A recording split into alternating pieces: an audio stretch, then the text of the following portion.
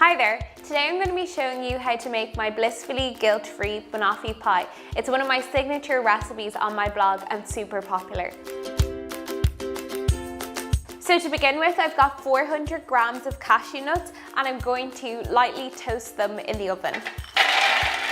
So just lay them out evenly on a baking tray, and I've preheated my oven to 200 degrees and I'm going to pop them in for about 6 to 8 minutes until they're nice and toasted.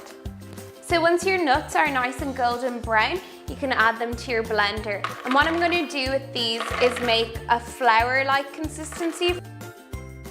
I'm going to be adding the base of my banoffee to a baking tin, and I just wanted to show you this really quick and easy way of lining it with parchment. Because when you're dealing with a circular shape, sometimes it can be very frustrating getting the circle right. So what you just do is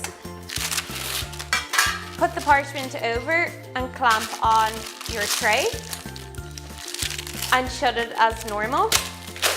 And then once you have that, literally all I'm going to do is cut it from here.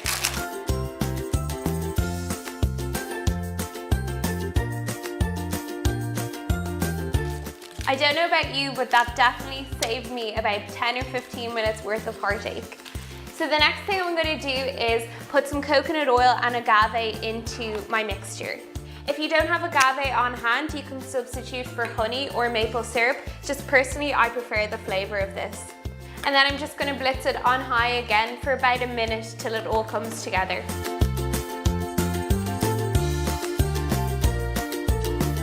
So once your base is nicely mixed, you can press it into the tin.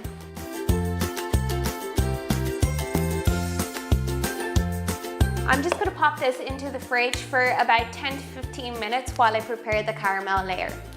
So for the caramel layer, I have some dates soaking here in a little bit of hot water, and I'm going to add them into my blender. So I'm going to pulse the dates for about a minute or so until they come into a nice paste.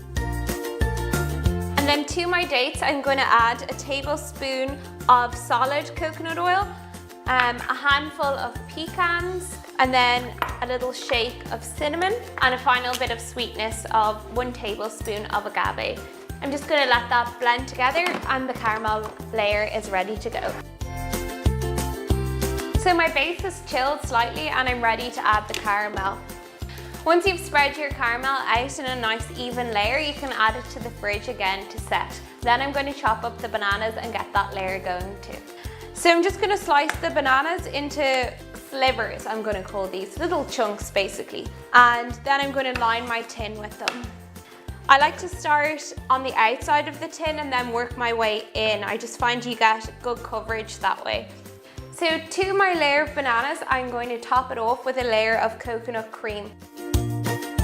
Once the coconut cream has had time to set, you're ready to serve. So you just release it from the cake tin and it's good to go onto the plate. The final touch then is to grate over some dark chocolate. And for this one, I've actually gone with 90% chocolate.